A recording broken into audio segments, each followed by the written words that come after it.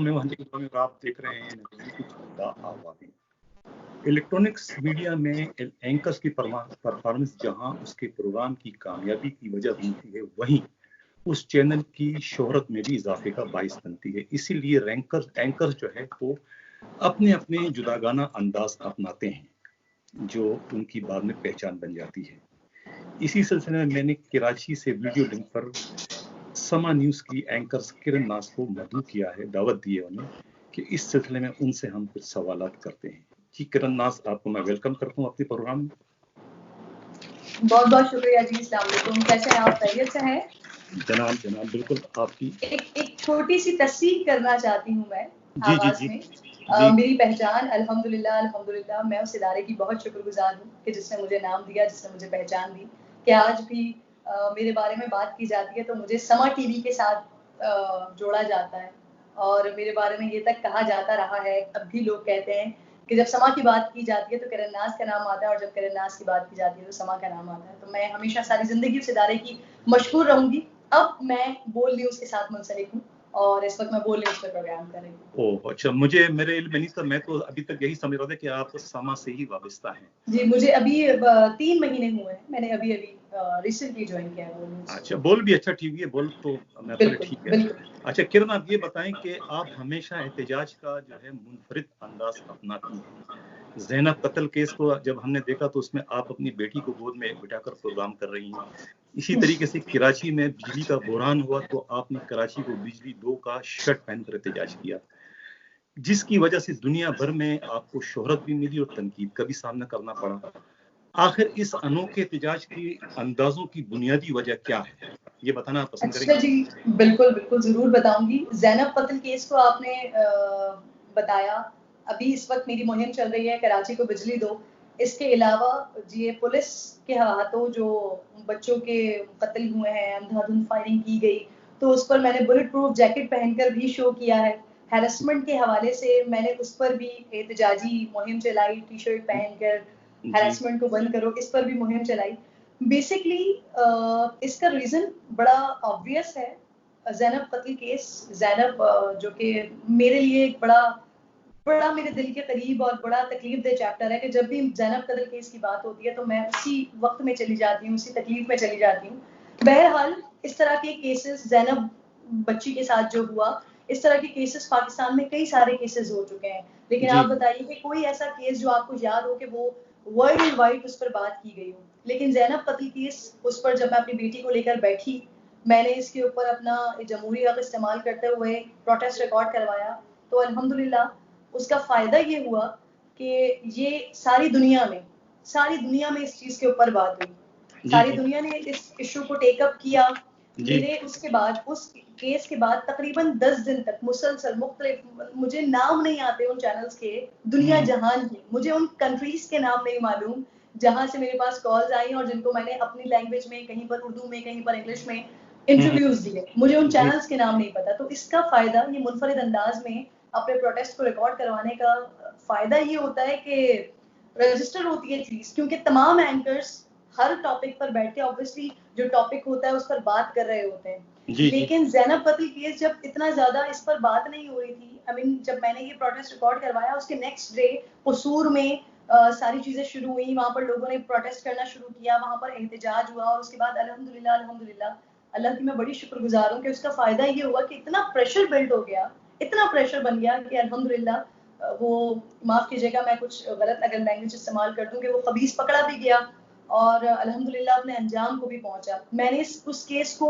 Day first से लेकर जिस दिन उसको फांसी दी जा रही थी, तो मैं उस दिन भी कोट लखपत जेल के बाहर मौजूद थी और वहां पर खड़े होकर रिपोर्टिंग कर रही थी। तो मैं अपने केस को, जब मैंने अपना प्रोग्राम शुरू किया था, मेरी ये बात थोड़ी सी लंबी हो रही है, 7 से 8 जब मैंने अपना प्रोग्राम शुरू किया था, तो मेरे प्रोड्यूसर शुजात अली और मेरे डायरेक्टर न्यूज़ फरहान मलिक, हम 3 लोग थे जिन्होंने इस प्रोग्राम को शुरू किया था। हमारा मकसद ये था प्रोग्राम का आगाज करने का कि हमने रिवायती प्रोग्राम नहीं करना, बात बराए बात प्रोग्राम नहीं करना। हमने इस नीयत के साथ प्रोग्राम किया था कि चाहे वो करंट अफेयर्स हो, चाहे वो सोशल इश्यूज हो, हमने उस पर बात उस हद तक करनी है कि हम उस मसले को हल की तरफ लेके जा सकें। तो अल्हम्दुलिल्लाह अल्लाह ने हमारी उस नीयत का हमें सिला दिया कि विद इन 3 months अल्हम्दुलिल्लाह वो प्रोग्राम रजिस्टर्ड भी हो गया और आज भी लोग मुझे 7 से 8 के नाम से ही जानते हैं। अच्छा, अब ये बताएं कि पाकिस्तान के बड़े बड़े जो प्रोग्राम एंकर भारत की दहशतगर्दाना कार्रवाइयों के खिलाफ चुप रहना बेहतर महसूस करते हैं, ऐसे में आप मोदी हो या उनकी इंतहा पसंद दहशतगर्द, इनको आप उनकी जबान, उनकी औकात भी याद दिलाती है और उनकी जबान में उनको जवाब भी देती हैं, जिसकी वजह से भारतीय मीडिया आप पर बरसता रहता है।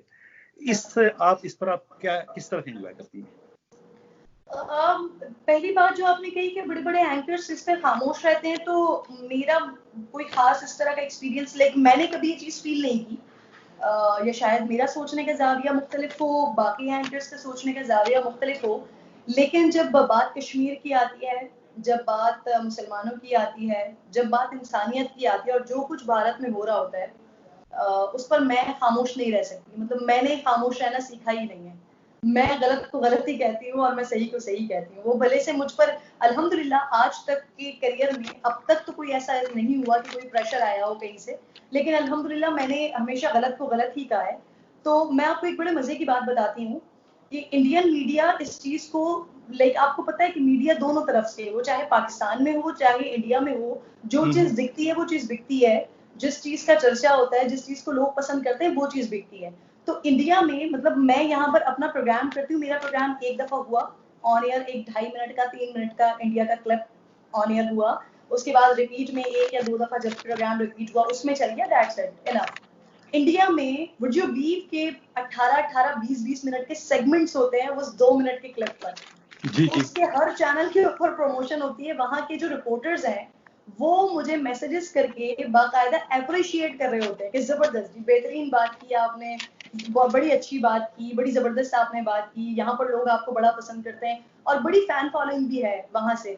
मतलब बहुत सारे लोग जो फैन फॉलोइंग के नाम पर लाइक फैंस में हैं, लेकिन वो ऑब्वियसली उनके मुल्क के बारे में या उनके प्राइम मिनिस्टर के, उनके प्रधानमंत्री के बारे में मैं बात करती हूँ, तो मुझे दरिंदा मोदी के बारे में मैं बात करती हूँ, तो वो ऑब्वियसली मुझे लाइक थम्स अप तो नहीं देंगे, मुगल्लिजात दे रहे होते हैं, बट एक रिकग्निशन है, लोग वहां पर जानते हैं, लोगों को ये मालूम है कि खुदा ना खास्ता कोई भी ऊंच नीच इंडिया में की जाती है मुसलमानों के साथ, या दिल्ली का कोई वाकया होता है, या 370 का कोई केस होता है, या कश्मीर में कोई मामला होता है, तो ये एक एंकर बैठी हुई है और ये सही से तबीयत साफ करेगी। तो अल्हम्दुलिल्लाह ये तो खून में शामिल है। जब तक कश्मीर हमारा नहीं हो जाता, जब तक तो ये होता रहेगा इंशाल्लाह। आप पता नहीं कितने वीडियोस ऐसे देखते रहेंगे। अच्छा किरण, ये बताएं कि आप खुद फील्ड में जाकर प्रोग्राम करती हैं, जहां तरह तरह के लोगों का सामना करना पड़ता है आपको, क्या पाकिस्तान में एक खातून सहाफी के लिए ये काम आसान होता है या आपको मसाइल का सामना भी करना पड़ता है, ये बताएं। अच्छा, अल्हम्दुलिल्लाह आज तक तो मुझे कोई इस तरह का कोई किसी भी किस्म का कोई मसला नहीं हुआ। मुझे बहुत सारे लोग कहते हैं कि आपके ऊपर तो प्रेशर भी आता होगा, आपके पास तो फोन कॉल्स भी आती होंगी, आपको तो किसी किस्म की ऑफर्स भी होती होंगी। अल्हम्दुलिल्लाह ऐसा कुछ नहीं होता। हाँ, कई दफा ऐसा होता है कि मेरे प्रोड्यूसर्स की जानिब से या रिक्वेस्ट की जाती है कि प्लीज थोड़ा सा हल्का हाथ रखिएगा, थोड़ा सा हल्का आराम से सवाल कर लीजिएगा। मैं किसी की ना मुझे किसी की बेइज्जती करने का शौक है और ना मुझे बेइज्जत होने का शौक है। तो जितने भी पॉलिटिशियंस हैं सबके सब मेरे लिए बहुत मोहतरम हैं, काबिल एहतराम हैं। मैं सब टू द पॉइंट बात वो करती हूँ जो आवाम की बात होती है, ये जो मसले की बात होती है। मेरा मकसद खुदा न खास्ता किसी को भी अपने प्रोग्राम में बुलाकर उसकी तस्लील करना नहीं होता। मेरा मकसद सिर्फ और सिर्फ आवाम की बात का जवाब लेना होता है। तो मैं वही कर रही होती हूँ। और अगर कभी ऐसा हुआ जिंदगी में कि प्रेशर कहीं से करने की कोशिश की, तो मेरे पास मेरे चैनल्स जिन पे मैं काम करती हूँ वो चैनल मौजूद है। अगर चैनल की तरफ से कोई प्रेशर हुआ तो सोशल मीडिया मौजूद है, जहां मेरी जबान, जब तक मैं हयात हूँ तब तक मेरी जबान बड़ी खुली है और चलती रहेगी इंशाल्लाह। मतलब आपकी मैं जबान, एक्सपोज करती रहूंगी अगर किसी ने ये हरकत की। वैसे आज तक कभी हुआ नहीं है ऐसा। अच्छा हमारे यहाँ, ये आपने खुद जवाब दे दिया इसका, हमारे यहाँ एक ट्रेंड ये रहा है कि बड़े बड़े सियासतदान जो हैं प्रोग्राम एंकर को खरीदने की कोशिश करते हैं। जी। क्या आपको भी कभी खरीदने की ऑफर हुई ताकि आप इनके हक में बोलें या इनके खिलाफ ना बोलें? ऐसी कोई सूरत हाल का नहीं, कभी सामना ऐसा तो हुआ? कभी नहीं हुआ, लेकिन जब इलेक्शंस के दिन थे उन दिनों मैं पूरे पंजाब को कवर कर रही थी, वहां पर थी, मुख्तलिफ हलकों में जा रही थी। तो एक जो क्या कहते हैं आप इसको, टोकन ऑफ गिफ्ट होता है, या एक एप्रिसिएशन होता है, या सिंध के एरियाज में वहां पर एक तरीकेकार होता है कि जब आप जाते हैं कहीं पर तो वो गिफ्ट के तौर पर आपको कुछ ना कुछ देते हैं। तो जब मैं इस कैंपेन का हिस्सा थी तो बहुत सारे ऐसे बड़े पॉलिटिशियन जिनका ये तरीकाकार है कि जब उनके पास कोई आता है तो वो बगैर उसे खाए पिए जाने नहीं देते, या फिर जब वो जाता है तो उसकी गाड़ी के अंदर बड़ा सारा सामान वगैरह रखवाते हैं। तो मेरे साथ ऐसे 2-3 वाकयात हुए कि एक बहुत बड़ी पॉलिटिशियन जो पिछले दिनों बड़े अच्छे ओहदे पर थी गवर्नमेंट की, आप हम हैं अभी लाइन पर सर? जी जी जी जी जी। तो बहुत सारे पिछले दिनों एक बड़ी अच्छे ओहदे पर थी, अब वो नहीं है उस ओहदे पर। उनके घर पे जब मैं गई, उनके डेरे पर मैं गई, तो वहां पर उन्होंने बहुत जबरदस्त उनका सिस्टम था, उन्होंने पूरा टेबल लगाया हुआ था और वो काफी गुस्से में भी आ गई बाकायदा कि आप खा के जाइएगा। अच्छा। लेकिन मैंने अपना एक उसूल बनाया हुआ है कि जब आप किसी का नमक खा लेते हैं तो फिर आपको नमक हलाली करनी पड़ती है। तो मैं अपने साथ किसी का इंटरव्यू करने जाऊं या किसी भी मीटिंग के लिए जाऊं तो मैं अपनी पानी की बोतल लेके जाती हूँ, पानी, और मैं अपनी टीम के लोगों, क्योंकि वहां पर ऑब्वियसली मुझसे ज्यादा मेहनत टीम के लोग कर रहे होते हैं, जो कैमरा पर लोग होते हैं, जो लॉजिस्टिक्स देख रहे होते हैं, तो इन सब लोगों की ज्यादा मेहनत होती है। तो उनका कभी कभी वो चाहते भी थे कि हम किसी तरह कुछ खा पी लें, थोड़ा बहुत खा पी लें, टेबल लगा हुआ है, खाना लगा हुआ है, खाने का तो मना नहीं करते, लेकिन मैं इस चीज पे बड़ा मेरा क्लियर स्टांस था कि ना हमने कहीं खाना है ना हमने कहीं पीना है, आप लोगों ने जो खाना है पीना है आप मेरे साथ चलें, मैं आपको खिलाऊंगी, लेकिन किसी पॉलिटिशियन के घर पे नहीं खा सकते। इसी के साथ मुख्तलिफ पॉलिटिशियंस के जब हलकों में हम जाते थे तो वो जब हम वापस आ रहे होते थे तो पता चलता था कि गाड़ी की डिग्गी में किसी ने आम की पेटियां रखवा दी, किसी ने खजूर रखवा दिए, किसी ने कोई गिफ्ट रखवा दिया, किसी ने कोई गिफ्ट रखवा दिया। तो नेवर एवर वहीं पर वही गाड़ी खुलवाई फौरन और सामान उतरवाया और बड़े अदब के साथ बड़े मौज़िब अंदाज में कि मेरा ये तरीक़ाकार नहीं है, मैं ये नहीं कर सकती, तो वापस करके आई। तो अल्हम्दुलिल्लाह जब मैंने इतने ही लेवल के ऊपर इस बात की सरकोबी की हुई है तो मुझे नहीं लगता कि जितने लोग मुझे जानते हैं, जिन पॉलिटिशियंस के साथ मेरा वास्ता पड़ता है, वो कभी भी मुझे इस तरह की चीज कोई ऑफर करेंगे। अच्छा किरण, ये बताएं कभी आपके उसूलों की राह में आपके इदारे की पॉलिसी तो अड़े नहीं आती कभी? ऐसा तो कभी नहीं हुआ? नहीं, अल्हम्दुलिल्लाह।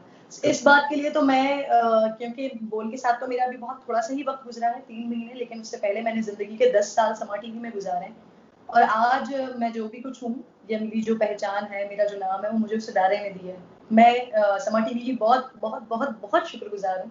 अल्लाह ताला उस इदारे को फलता फूलता रखे, हमेशा कामयाब रखे और जो प्रोग्राम मैंने वहाँ पर किया उससे ज़्यादा बेहतर अंदाज में अब वो प्रोग्राम हो रहा है और मज़ीद आगे जाए। जहाँ तक आपने ये सवाल पूछा कि इदारे की पॉलिसी तो नहीं आई, तो ये जो जिस तरह की चीज़ें मैं कर रही हूँ कि इलेक्ट्रिक के हवाले से इस वक्त मैं प्रोग्राम कर रही हूँ, तो अगर आपको याद हो पिछले साल की बात है कि एक शख्सियत थे जो ये सोशल वर्क करते हैं, उन्होंने के इलेक्ट्रिक के हवाले से बात की थी, तो उनको अदालतों तक घसीटा गया था और उनकी जबान बंदी करवा दी गई थी, उनको चुप करवा दिया गया था। तो किसी की हिम्मत नहीं होती कि अब के इलेक्ट्रिक के लिए इस तरह का प्रोटेस्ट कर सके, इतनी बात कर सके।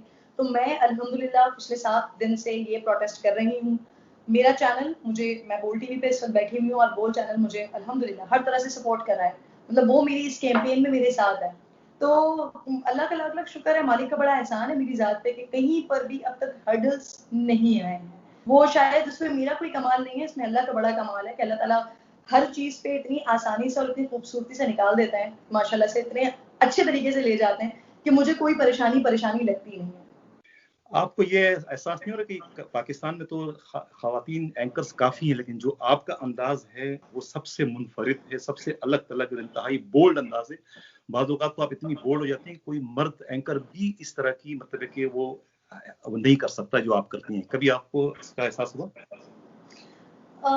वैसे आप अभी एहसास दिला रहे हैं तो मैं सोचने की कोशिश कर रही हूँ कि नहीं, ऐसा कभी हुआ है। आपका यही अंदाज तो मेरा जो मुझे लग रहा है कि आपका यही अंदाज बिकता है। तो यही अंदाज जो है आपकी, जो आप एक मैसेज जो कन्वे करना चाहती हैं, आपकी जो मैसेज जो बहुत बरक रफ्तारी से जो आगे जाती है, उसमें सिर्फ ये आपका अंदाज ही मेरा जहाँ तक बेसिकली सर बेसिकली प्रॉब्लम ये है कि मैं जो भी बात करती हूँ तो वो मैं मतलब ये बात बड़ी अजीब लगेगी, फैक्ट्स के साथ साथ मैं कुछ और ये होना नहीं चाहिए शायद, लेकिन मैं फैक्ट्स के साथ साथ मैं अब दिल से सोच कर रही होती हूँ, मतलब मेरे दिल में चीजें चल रही होती हैं। मैं अगर किसी सोशल इशू पर बात कर रही होती हूँ तो मेरे जहन में वो स्टोरी चल रही होती है कि किसी शख्स के साथ, और खुदा न खास्ता वो चीज जो इस वक्त एक सोशल इशू हो चुका है, एक बड़ा वाकया हो चुका है, अगर खुदा न खास्ता ये मेरे साथ होता इस जगह पर मेरे फादर होते, इस जगह पर मेरे भाई होते, इस जगह पर मेरे घर के लोग होते, तो मैं किस तरह का रिएक्ट कर रही होती।